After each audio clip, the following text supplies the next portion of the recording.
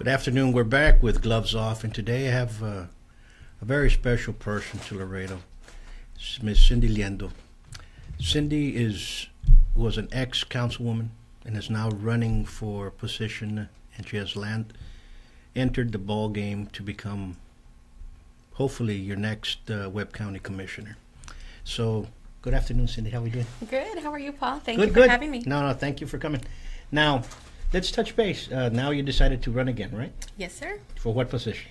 County Commissioner, Precinct 4. And what does that entail for those out there? It's mostly everything west of 35, IH-35, all the way up to where Webb County ends, and then a little bit south. It covers downtown Laredo, Mines Road, Los Botines. It's just a really big area that really has a lot of needs right now. Okay. What does a commissioner entitle? What does a commissioner do in the county? Well, the main thing is to oversee the budget, make sure that we're being fiscally responsible, that we're maintaining our employees safe, and that we're offering the public service that the community requires and needs. No, that's good enough. Now let's touch base. You were a councilwoman for how many years? 6 years. 6 years. Yes, sir. Why 6 and not 8? What happened? I left in 2014 to run for mayor. Oh, okay. During your tenure as councilwoman, what did you see? What projects did you bring forth? What were your goals? Did you accomplish those goals? I think I did. The time on city council, I think, was one of my best years of my life. We were able to accomplish many things. Some of the things that I'm most proud of is that we were able to implement the neighborhood empowerment zone.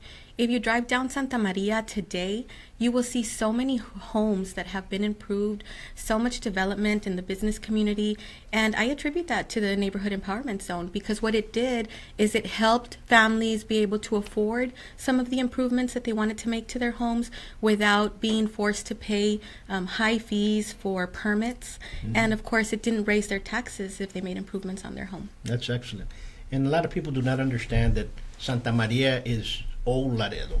Yes. Okay. A lot of our families grew up in those neighborhoods of El 14, El 13, Los Amores, Cantarranas, and so on and so forth, That's right. And it's very special to a lot of us. Definitely. Because our grandmothers and aunts lived down there. Yes. Well, that's where I live, and that's where a lot of people say, how do you feel about living in the barrio? And I love it. All of my neighbors, Sure. Most of my neighbors are elderly families or families that have lived there their whole lives. And it's just a very good feeling to live in a place where everybody knows each other and everybody feels comfortable. Really, I could leave my gate open. I have no fear of anybody coming into my property. And I just love living in West Laredo. Correct. And a lot of people, especially out in Facebook land, live in other cities, and they don't understand that old towns or cities like Laredo for a long time were known by the barrios that you lived in. Yeah. And families would saturate for certain neighborhoods that grew. Now Laredo has grown, and those families have expanded, right? Definitely. But now we have new neighborhoods, new quarters that are growing, but it's still the same type of barrio mentality if you really look at it. People go back to that time. Yeah, and I think everybody who lives in Webb County and the city of Laredo still has family that lives in West Laredo. Of course. And that's where we all grew up, so yeah. It's a great neighborhood. I really enjoy it. Yeah, and let's touch base. What got you involved into politics? I know your father is a judge. Yes. Judge Hector Liendo. My father is Judge Hector Liendo. And when I turned 18, actually, let me go back a little further. When I was 12 years old, he ran his first race for city council member back in 1988. And at that time, we were very young, but we were out there helping him make signs. The signs that we were making back in 1988 were pieces of plywood with a stencil, with spray paint, and those were the signs that said, "Vote for Hector Liendo." And I just immediately loved it. As I grew, I stayed involved in the campaigns. I got to know all of the people, got to know their concerns. So when I turned 18, I started working on his campaign, and that gave me a little more insight and communication with the actual residents and what they wanted, what they needed, what they expected from their leaders. And I knew that I could be that voice for them. And I'm very proud of what my father has taught me and what I've been able to accomplish. Great. And he's a good man. He definitely is. He's a big good heart. man, good friend. And in fact, I was talking to him the other day, and we're talking about the problems that we have, especially with truancies and what's going to happen. And it's a big problem. It definitely is. It's a huge problem that we need to protect our youth, and I think you've always come up front. And being from Laredo, I know the majority of the public officials on a personal basis, okay? And I think the majority really want to help out the youth, and that's basically what we need to do, because without them, our future's not here. That's exactly right. I mean, when I was on city council, there was a lot of different businesses that we wanted to attract to our city to help bring jobs. But the main thing that they're looking for is a trained and educated workforce. So I'm really happy to be on the school board now, to where I can actually attribute to that and make sure that we're training our students, that we're educating them properly. And I think, in the next few years, we're going to see those companies start to come in, because we've already formed the path for our students to be educated and trained. Understood. Great. What you're a trustee at what? You're a school board trustee, yes, correct? Laredo ISD. Laredo ISD. Yes. LISD.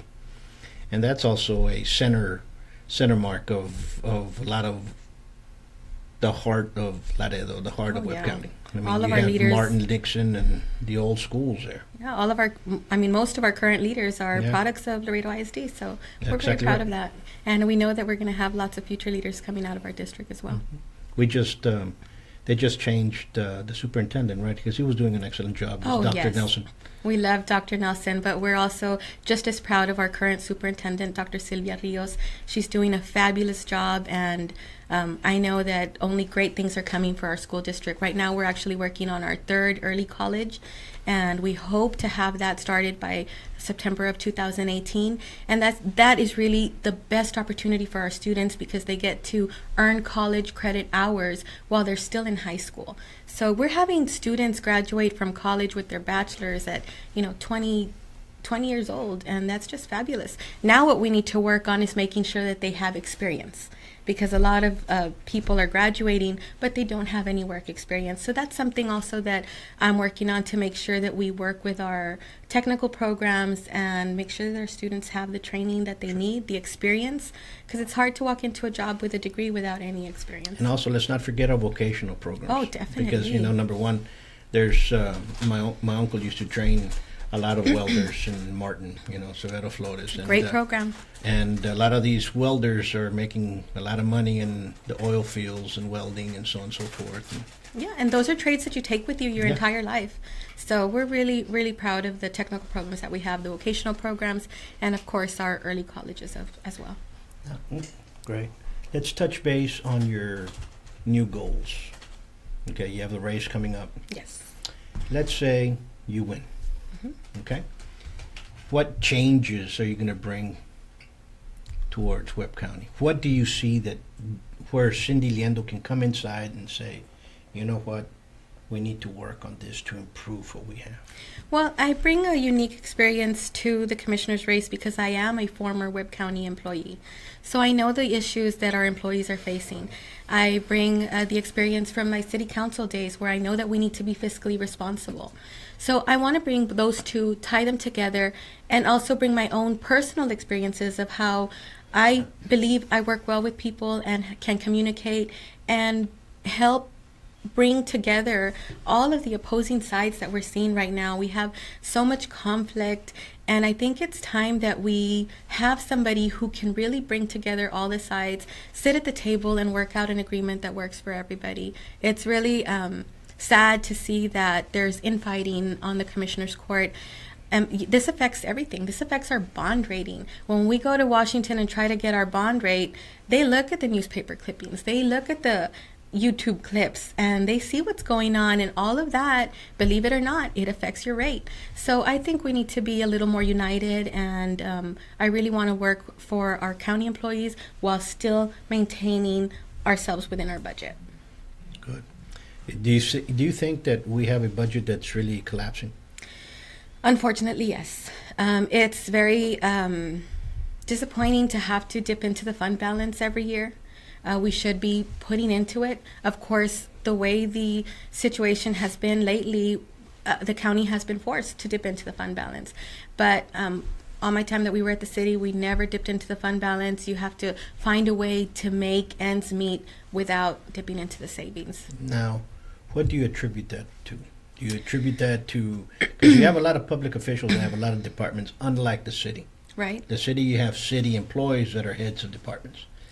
In the county, it kind of changes a little bit. You have judges that do their best, and you have a sheriff that does his own budget. You have, every single department has its own. Yes. What do you contribute the problem to? Do you contribute the problem to the commissioners not understanding what's being brought up in front of them? Or that each one of those public officials, the heads of those departments, are actually not doing their math right? I think it's a little bit of everything. Unfortunately, we need to look at the entire county, the way it's being set up right now, and make sure that we have enough employees on staff to be able to meet the public's needs. And I think there might be some places where we might be overstaffed.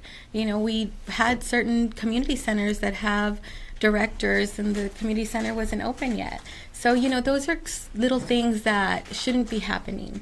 I think that our employees are doing a fabulous job, and they need to be compensated for that. But I do think that we need to look at the number of employees that are currently housed at the county. Do you think there'll be any conflicts between you sitting up there as commissioner and, let's say, your father comes in who's a judge in a JP court, or your uncle? Do you think there's going to be any conflicts of that, or what would you do when that arises? Would you just... Oh, definitely. I mean, I think that's a legal issue where if anything were to come up with a family member, I would have to abstain, and I would definitely do that. Yeah, you know, that's honorable, because right now it's not happening in the court. Okay, you know, that's, so what you're doing and what you just said brings points to the table.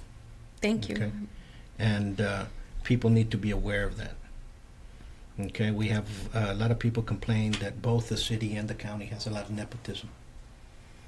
And, well, we really can't, because Laredo's small. I right? was just going to say that. Where are we We're gonna all go? related in some way. Some way or another, you know. Yes. But there is those points. There is those points where you have to vote for a budget. You have to make sure, and guess what? Your husband works for a department, or your father works for a department, or your brother-in-law, or what have you. Mm-hmm. So you basically have to abstain yourself from that vote.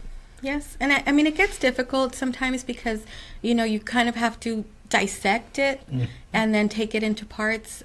Usually you vote, you know, for instance, on the budget, you vote on it as a whole. Right. So you're going to have, you know, that come up every now and then. But I think with specific issues that pertain to the offices of my family members, I would, you know, definitely abstain and let the rest of the court do what's best for the county. Oh, understood. Now let's look at this. What on your end? Because you have a lot. You have a couple of rec centers, don't you? You have little centers In Penitas. Penitas. Yes. And Penitas, for a long time, we had at one time we had when Commissioner Martinez was there, he helped out the youth, and we were helping out the youth at one particular time over there. And I think those are things out there that we need to continue. Does the commission, do the courts have inner rec centers? Because all the rec centers are kind of out and about. None of them are inside the city of Laredo. Well, there is one that comes to mind right now, the Fernando Salinas Center, that, you know, took 6 years to complete, and it wasn't until we had a new council member on city council that addressed the issue and kind of got the ball rolling on that, and that's close to the health department. But that was something that really should have been taken care of a long time ago. But I think all of the community centers that we have right now within the city limits should be, you know, controlled by the city of Laredo. But what people forget is that the commissioners represent the county, but also all of the citizens that live in the city limits. So we also need to do our part in being partners with the city and helping our constituents as best we can. Understood. What else would you address? What else comes to mind? Well, I think one of the basic necessities in a community is public safety. We need to make sure that we have a safe community. Fortunately, because we are on the border, we do receive a lot of federal funding, and we have a lot of officers in our city, whether it be the sheriff's department, the constable, police department, DPS, border patrol. I mean, we are really secure, and that's what makes us one of the safest cities in the country, and I'm very proud of that. My record on city council will show that I was always supporting public safety, whether it was our fire department or our police department. Our unions always knew that they had my support, and I want, you know, the community to know that I want to make sure that our community continues to be safe. That's right, and you know, I think more police presence. I think we do have that. We do have large numbers of agents and badges, if you want to put it that way. Yes. But I think we need to see more physical police or law enforcement, not police because the police are out there, but of our constables, of our sheriff. They literally have to, guess what? You know, have to get off the car and walk a little bit down the block. Well, I think they're doing that. I think sometimes we don't see it, especially because our sheriff and constables also cover the outside, you know, areas of the county. So I hope that's what they're doing out in the outskirts of the city. No, but we need them here. You know, we need them here in the city, because I know that if you have a police officer, for example, if you have a police officer just walks, I remember down the mall, and people just, guess what? You know, you walked a little bit straighter. You know what I'm saying? Definitely. So if you see that presence, I think that maintains a little bit. And we better. do see that. I mean, we've seen our constables out, you know, With the even schools. patrolling with Yep. the schools. You know, that's something that they don't have to be doing, but it's going the extra mile that really means a lot. And I think that's something that I would continue to support. I want to make sure that we work together. And what constable is yours on your area? Constable Rudy Rodriguez. Okay, and each commissioner has his own constable? No, Or how is it? actually the precincts are a little bit different because I would also have a piece of Constable Harold Valley. Okay. So they're that area. Are they more? What's the difference? What changes them in comparison to the commissioners?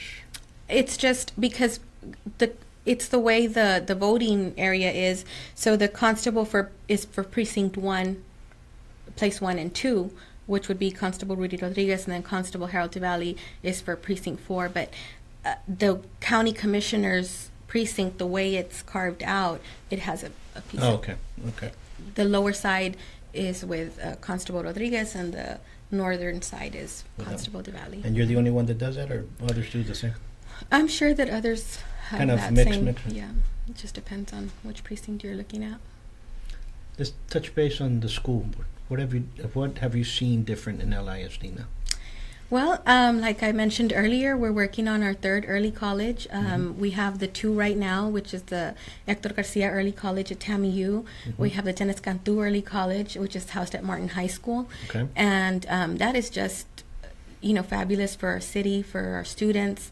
And the Garcia Early College just received a blue ribbon recognition. It's a national recognition. Awesome. And it just means that we're doing a great job in getting our students prepared. How does one, as a student that wants to go into the early college, how is he tested, or is he looked upon grades, or what's the whole? There's an application that really our administrators do a great job in putting the application together, and it ties together a little bit of everything. It takes into consideration economic need.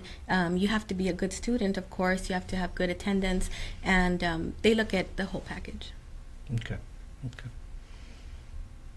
All right, that's awesome. So when is the race? Well, early voting starts on February 20th of 2018, and election day will be March 6th. So I'm really looking forward to, you know, starting to walk. We're going to start as soon as we get done with the Thanksgiving holidays. We'll be visiting all of the neighbors and neighborhoods in our precinct, and I hope to get an opportunity to learn more about what the needs are for our constituents. I know we have a lot of needs on Mines Road. We have a traffic congestion. We have needs in Los Botines. We have people who want to make sure that it stays residential and there isn't a new commercial activity going on in what they've always known to be a quiet neighborhood. Community, right. And so there's just so many things that we need to address, but I look forward to meeting with the constituents and seeing what they want. Something that I'm very proud of that I did on city council is that I always voted the way my constituents wanted me to vote.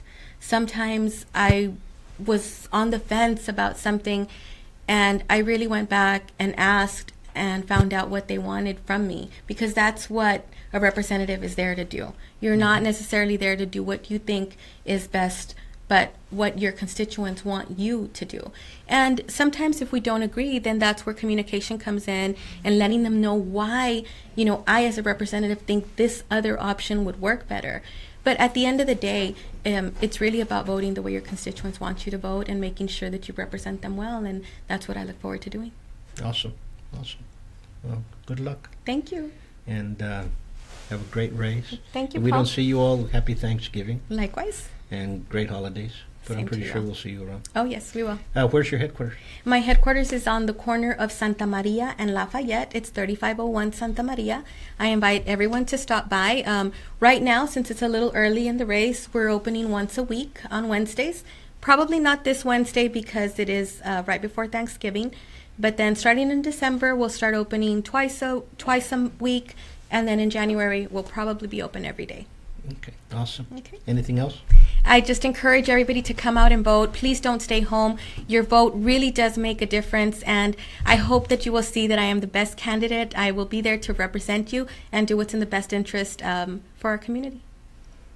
Okay. Like you heard her, you have to exercise the right to vote, and we tell that to everybody. Go out there and change, because I hear and I see a lot of complaining, and those people never vote. Remember, you can't complain if you can't vote. If you did not vote, you can't complain. So, once more, thanks. Thank you, Paul. Until next time, you guys have a safe weekend.